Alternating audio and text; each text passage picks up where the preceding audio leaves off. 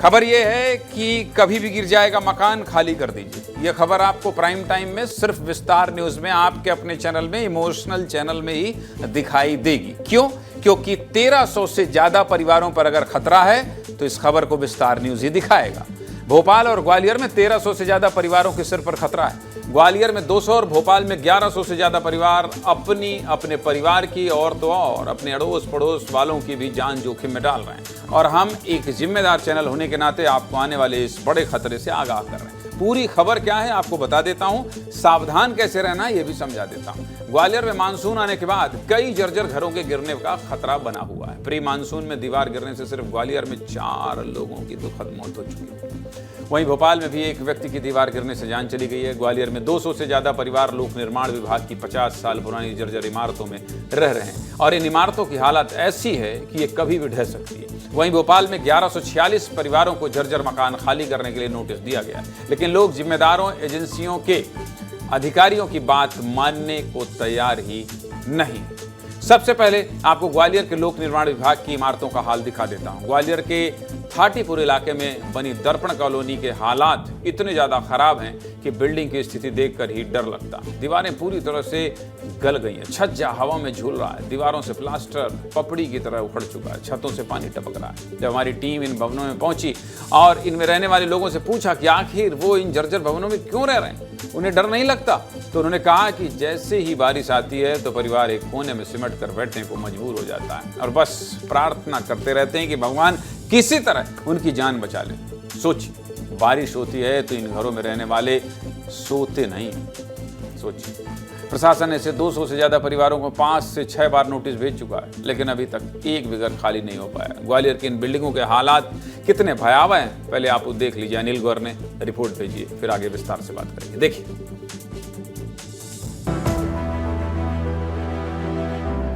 ग्वालियर में pre monsoon की शुरुआत से ही हादसों की भी शुरुआत हो चुकी है। ये पीडब्ल्यूडी के आवास यहां पर पहुंचे हैं। आप देख सकते हैं कि तस्वीरों के माध्यम से प्लास्टर देखिए, हालात देखिए, क्या हालात, ये दीमक लग चुकी है। ये देखिए, आप तस्वीरों के माध्यम से देख सकते हैं, ये पूरी तरह से दीमक है। ये देखिए, जो जीना है वो पूरी तरह से मतलब जर्जर हो चुका है, उन्हें जाने में डर लगता है। इसके साथ साथ जो छज्जा है, छज्जा पूरी तरह से उखड़ चुका है। जो छज्जे जो पटिया आप देख रहे हैं वो कभी भी गिर सकती है, उनको डर है। भैया हमें बहुत डर लगता है, पर हम मुसीबत है इसलिए रह रहे हैं, नहीं तो हम खाली करते हैं। जब पूरा छज्जा गिर चुका था एक बार तो हमारे ऊपर, पर वो तो हम हट गए साइड में, इसलिए वो नीचे ही गिरा। वो नहीं तो हमारे ऊपर ही गिरता तो हमारी तो दुर्घटना ही होती। दूसरी तस्वीर ये देखिए, हालात ये है कि इस बारिश में कभी भी एक बड़ा हादसा हो सकता है, क्योंकि इसी आवास में पिछली साल दीवार गिरने से एक बच्ची की मौत हो गई थी। बहुत डर है। हमने कंप्लेन कर चुकी है पीडब्ल्यू में और वो सुनवाई कर नहीं रहे हैं। तो बिल्कुल देखिए, ये पिछले साल की घटना है। पिछले साल की यही घटना है कि यहाँ पर एक बड़ा दर्दनाक हादसा हुआ और वहाँ पर एक मासूम की मौत दीवार गिरने से हो गई। ये वही है और वही ये आवास है, लेकिन हालात ये है कि न तो प्रशासन ने सुध ली और न ही पीडब्ल्यूडी विभाग ने।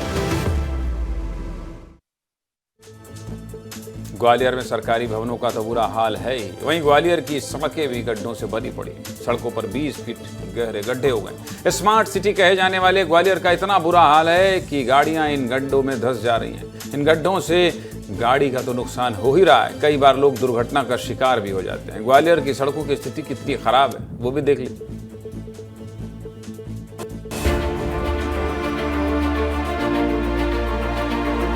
ग्वालियर में प्री मानसून की शुरुआत होते ही सरकारी सिस्टम की पोल खोल कर रख दी है। हालात ये है कि गाड़ियां फंस रही हैं और लोगों का निकलना मुश्किल हो गया है। तस्वीरों के माध्यम से देख सकते हैं कि ग्वालियर का ये सिटी सेंटर इलाका है, सबसे पॉश इलाका कहा जाता है और यहाँ सबसे ज़्यादा कोचिंग संस्थान हैं। लेकिन स्थिति ये है कि सड़क पूरी तरह से उखड़ चुकी है। कल जिस तरीके से बारिश हुई और बारिश में जो सड़क है वो गड्ढों में तब्दील हो चुकी है। हालात ये हो गए हैं कि लोगों का निकलना मुश्किल हो गया है। अरे बारिश में, पहली बारिश में यही हाल है, अभी तो और बारिश होगी तब क्या होगा मौसम। पूरी गाड़ी फंसी ही पड़ी है, बहुत कितनी परेशानी आ रही है? गाड़ी निकल ही नहीं पा रही है, बच्चे परेशान हैं, पढ़ने वाले कोचिंग स्कूल के सब निकल रहे हैं। सर कितनी परेशानी है, क्योंकि देख रहे हैं कि परेशानी आ रही है, बहुत परेशानी आ रही है। स्मार्ट सिटी बनने जा रही है, सिटी सेंटर का ये हाल हो रहा है। बहुत मुश्किल से निकल के आ पा रहे हैं, जब बहुत फिसलन हो रही है यहाँ पे, बच्चों को निकलने में बहुत दिक्कत हो रही है। कि जैसे ही बारिश हुई और बारिश में ये पूरी सड़क उखड़ गई है। स्थिति यह है कि सड़क पर गाड़ियां फंस रही हैं और लोगों को चलने में भी काफी परेशानी आ रही है।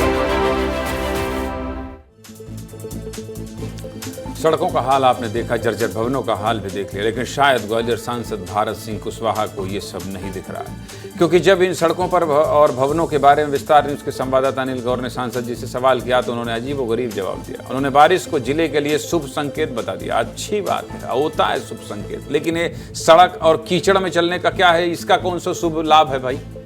सुनिए ग्वालियर के सांसद भारत सिंह कुशवाहा क्या कह रहे हैं। जितनी भी सड़क थी उनमें 20-20 फुट के गड्ढे हुए हैं, जर्जर मकान है। हर चीज अच्छी वर्षा का शुभ संकेत है, ये हमारे सबके लिए अच्छी वर्षा हो।